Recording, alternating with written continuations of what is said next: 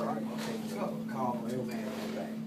They have you guys working 1 man on the back 6, 7, 8 months. 1 man doing How many of y'all 1,600 hours.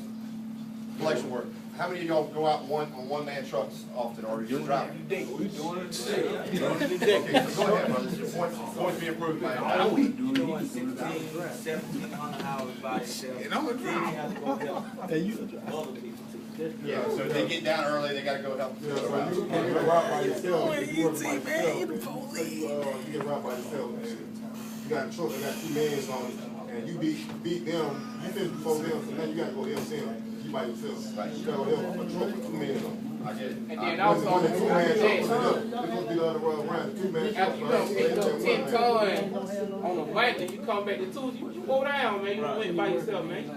You really beat. Now they gotta work in on Wednesday. Oh man, what the rest of that, man? Another point I want to make on that, with the 1 man thing, these routes was consciously made. It was routed for 2 men in mind. Right. So when that 1 man goes out, they want to make you feel like, no, you're not doing 2 men work, you're doing your job. No, you're doing that other man's work. It's like driving a flat tire. Whatever.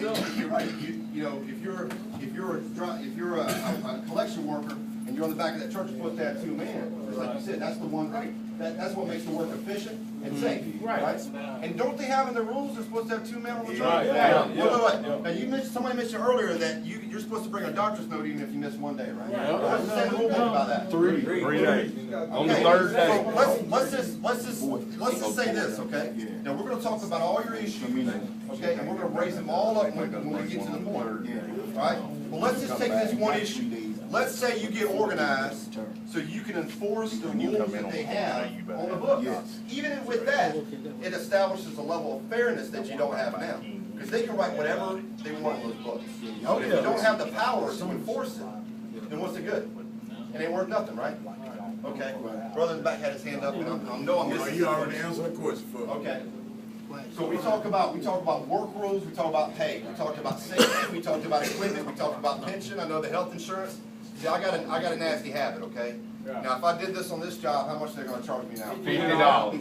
$50 per month for this, right? Okay. Y'all know that? Yeah. Okay. What's another issue? What's another issue that you guys have? We're gonna have the Christmas yard. Insurance and pension going up and your check going up. Insurance is going up, okay? Yeah. How much y'all paying for single? Yeah, like if we work, like I said, we still out there working, right? On the holidays. Past 4:30, we don't get paid for it. Oh yeah. Still out there getting it. Like after Christmas and Thanksgiving. Yeah. So you stop getting paid after 4:30. Stop. Bedtime will be at 7, 8 o'clock. Don't y'all still have to go to 6:30 before it starts overtime because of the city program? But they don't ever make it And we 6:30. come work on Wednesday for one Bring reason, 40 to make trucks it up count. one round and pick it up. We don't get none of it. The insurance you asked about, one person every pay period over 40 hours. is $86. You know when you Yes. No, can't work 40 hours over because you got that incentive. It shouldn't be that way because you don't pay the high risk work anymore. Friday. Do any of y'all know what percentage the county pays of your health insurance? They pay 80-20, they pay 60-40? No, it's 80. 80%? On health, dental, I think it's maybe like 28. 26 to 40. We're going to have to find that out for sure, brother. Another thing, I guess some of us have not been through it, and I experienced when you get an injury also, the county working comp is different from the state working comp. And by the state working comp law, if you get injured, you lose a percentage of your use of your limbs, you are paid a certain percentage. County swap that out. Yeah, that's like disability, right? Yeah. That's a disability, that's not for the sport. But the point is still well taken. They're not compensated. Say it again about the disability. You said if you lose a limb or Yeah, anytime you get hurt, you never come 100%. Right. So you losing a percentage of whatever limb that got hurt. Right. Yeah. By worker comp, state law worker comp, Right. you are entitled to a certain percentage of your loss of your lien. So they don't have disability insurance too. You got short term. Yeah, they got short term. Short time they're not, Anyways, you get penalized. You got that. You get penalized for getting hurt. One way or another, they're gonna penalize you for getting hurt. So what does that encourage people to do? It's not reported, right? They'll say that Tough you- it up. Right. And They'll then say we have that the you safety cost the meetings, county they money. say, your fault. Yeah, they'll say that you're costing the county It's not money. the equipment, it's not the boots, it's not the rain suits, it's not, whatever, okay? It's not the fact you're on a one-man truck, it's whose fault? It's your fault, okay? And that's, in some cases, that may be true, but to claim that all you guys are responsible at all times, that they don't have any responsibility, is that fair? Hell no, it's not fair. And then they gotta dump in these 100-gallon can, and then they want you to reach in the can and, Right. you know what I'm saying, take the bag. If it's heavy. They want you to reach in the can, so if a needle stick it in, it's your fault. Yeah, we get to a route. Say we get to a route, they tell us to do the right thing, you know what I'm saying, dump it right and everything. But at the end of the day, they don't affect nothing to the people who live there, the residents. Being like, they supposed to have bags and everything in it. So if some trash dump out, It's not being properly contained, like what you're saying. he understand in my language. So if trash dump out, I got you. I got you. You can have a pile of trash there, a pile of trash you gotta pick up.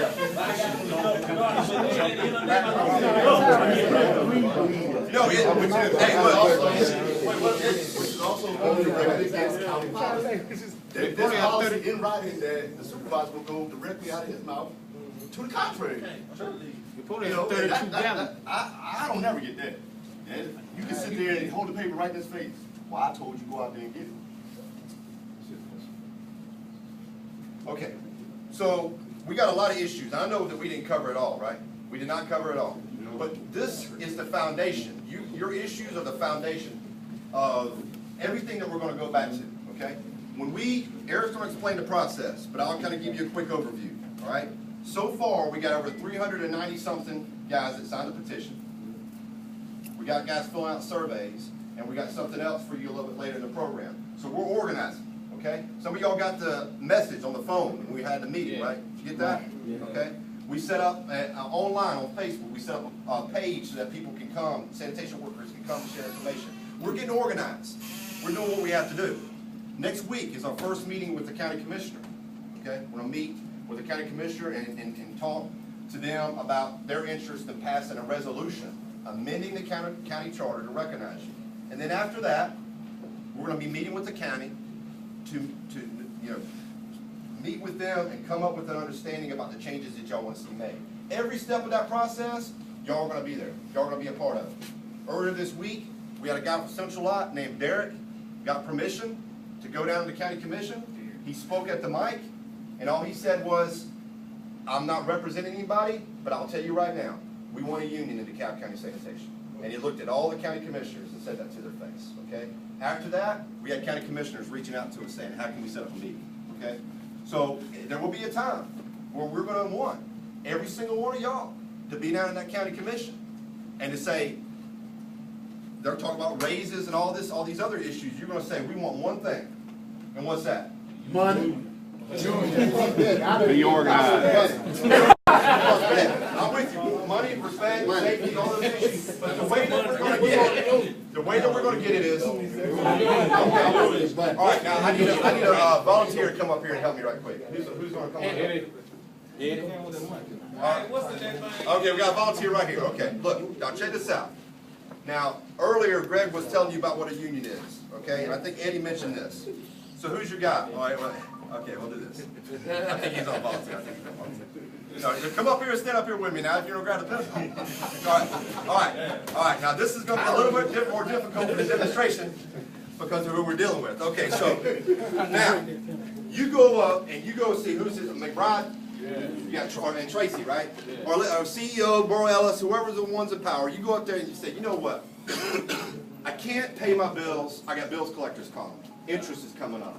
I just my girl just had, my wife just had a baby. I don't have any savings.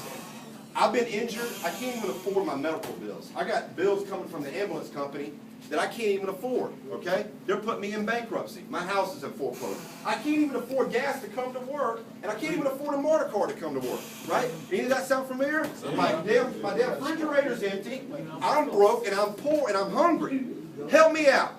And you come up, and you're hyped, and you're pissed off, okay? And he said, and he takes you like this right there, and he says, you know what? We do got an open door policy, okay? It's one of these right here. So, you knew what this was like when you got a job out here. Why are you complaining?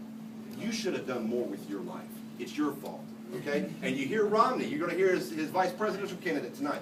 Government workers are fat, lazy, and overpaid. It's your fault. You're ruining the economy. They blame it on you. You get hurt on the job, it's your fault, right? Yep. So he takes you, all right? See how far you can bend that pencil.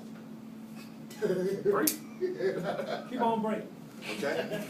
Not that hard. Not that hard, right? For one man, even a big man, even a strong, even a guy that's determined to see changes for him and all of his coworkers, okay? Let's just say how many guys we got here right now? 60? 50? Okay? I got around that here, okay? All right, so you're organized together in a united way, right? You got a band around you, an organization that's holding you together. Okay? You got how many lots? You got 4 lots and a landfill, right? Okay. Take those pencils there. Hold them up. All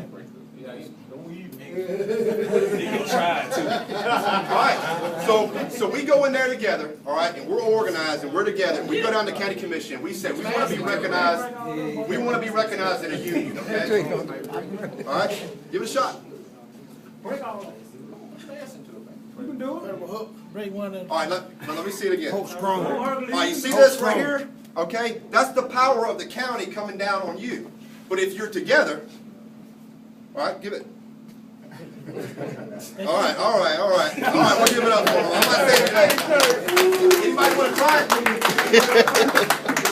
it? Okay, so when you fight, do you fight like this? Do you poke somebody in the eye? Is that how you fight? You poke somebody in the chest? Is that how you're going to fight? Yes, sir. We got the landfill. We got South Lot, Central Lot.